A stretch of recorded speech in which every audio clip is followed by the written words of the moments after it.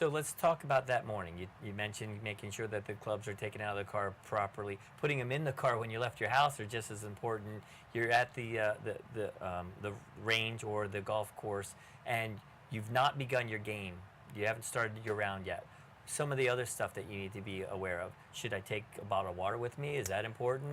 Exactly, and I'm glad you brought that up because there are some social golfers that ignore the importance of drinking water. There are some hardcore golfers that ignore drinking water. And the more hydrated you are, the better your body's going to perform. Okay. I know we've agreed about that in anything, especially in golf, because you're exposed to the elements. Right. It could be hot. It could be windy. And you're going to lose water. For those people that choose to drink alcoholic beverages while they golf, they lose water even quicker, and your body doesn't have a chance to absorb it. They're even more susceptible to injury. So that's really not a good chemical mixture. It's not, no, and putting a stick in an adult man's hands while he's whacking a little white ball and he's also taking in alcohol is a bad combination. It's not really good chemistry there. And those people also should not be driving golf carts. Oh, well, we should probably talk about that. There are injuries related to that, aren't there? Well, since 2006, the injury rate has increased 130% for golf cart related injuries. I mean, we don't think about it. So I was doing a little preparation for the show, and I'm looking at these numbers. I'm like, are you kidding me? We're not talking about the freeway. There are, in Florida, lawyers that specialize in golf-related golf cart auto. What? So those injuries do happen, and sometimes alcohol is involved. Sure. But other times, you need to be very careful. It's a motor vehicle. You can run into somebody. But some less common that you really don't think about, and we think about it with cars, is getting in and out of the golf cart. Because if you're getting in and out wrong, whether you're the driver or the passenger, you can hurt yourself there.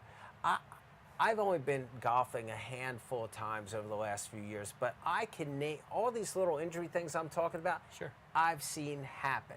So getting in and out of a golf cart, typically our bodies are made to bend and they're made to twist, but they're not made to bend and twist at the same time. That puts the most shearing force on a disc.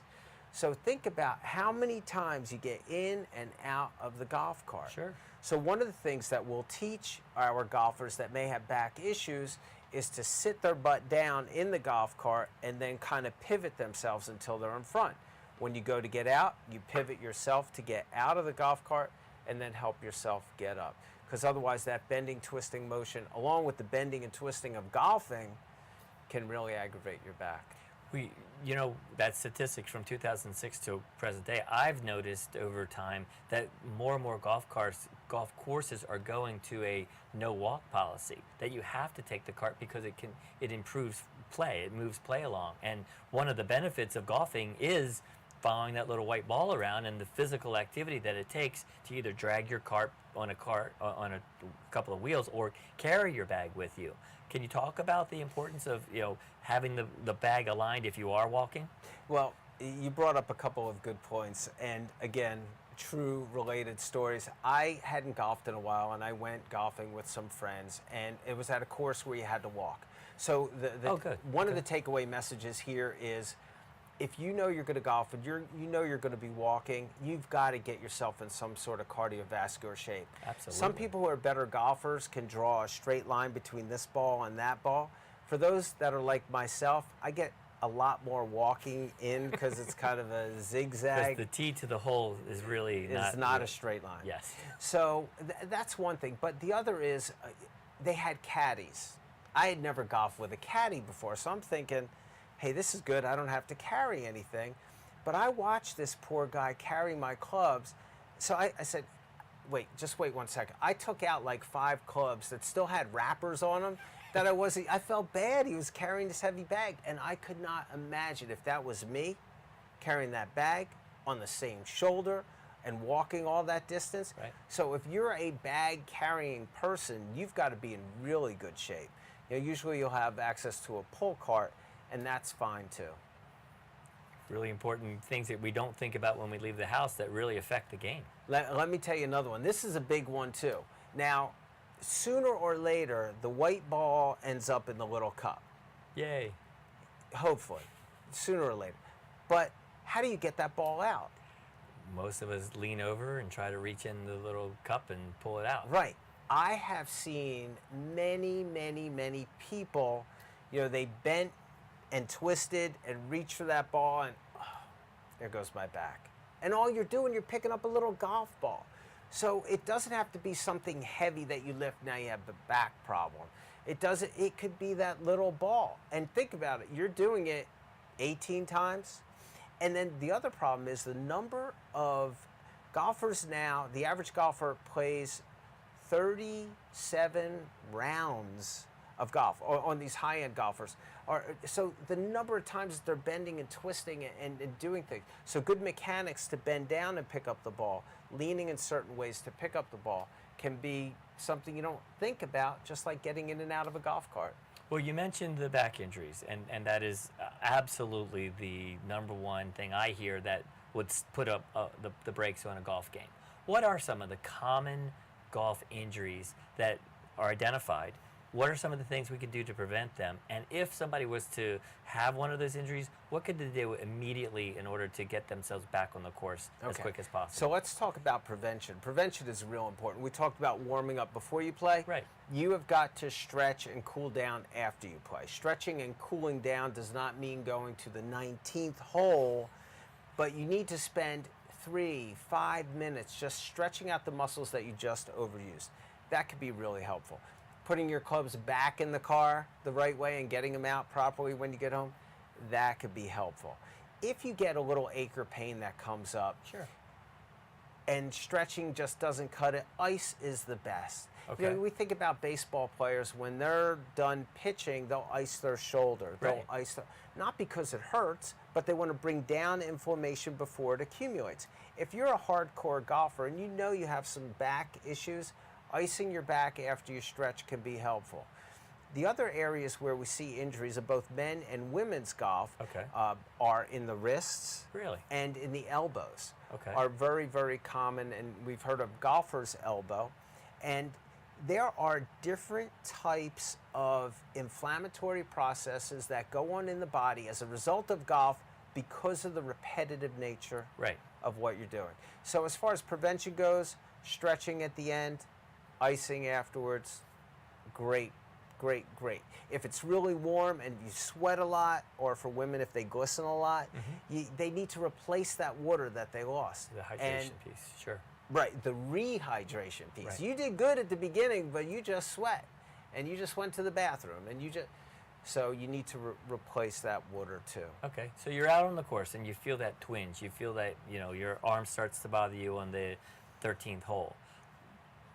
I pay my rounds. Golf is not cheap. You paid for those 3 balls that were left in that bucket. I'm sure you're going to whack those. What do you do? I mean, if you're out on the course and you sustain If you're with me, you're in luck.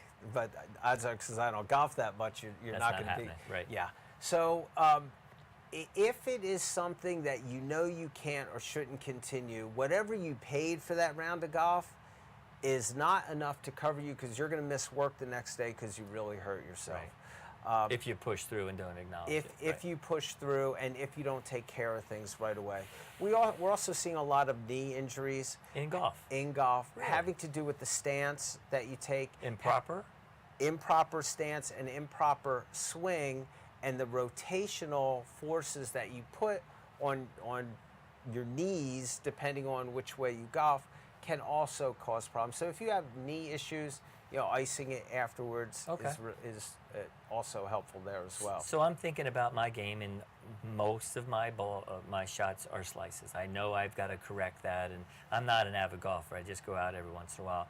But I know that a lot of it has to do with the follow-through, but you mentioned earlier, follow-through is part of the problem.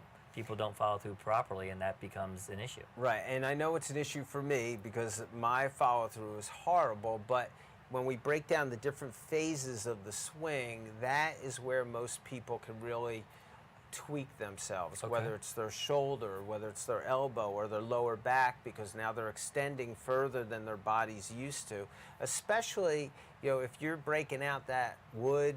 Right. They don't make woods anymore. What do Well, they call them? the driver. But, yeah, thank you. You're So you break out the driver and you're really trying to nail the ball, especially people at the driving range. They set that flag all the way out there. They don't care about how straight it is. I've got to nail that flag. Right.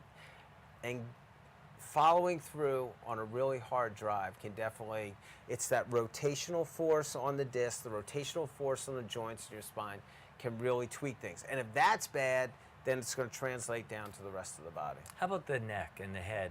How important is that to be golf healthy? They are also very important too, and it's a whole, we call it a kinetic chain, and this is like the head bone's connected to the shoulder bone because everything is all connected through muscles, through things called fascial planes, the stuff that surrounds the muscle.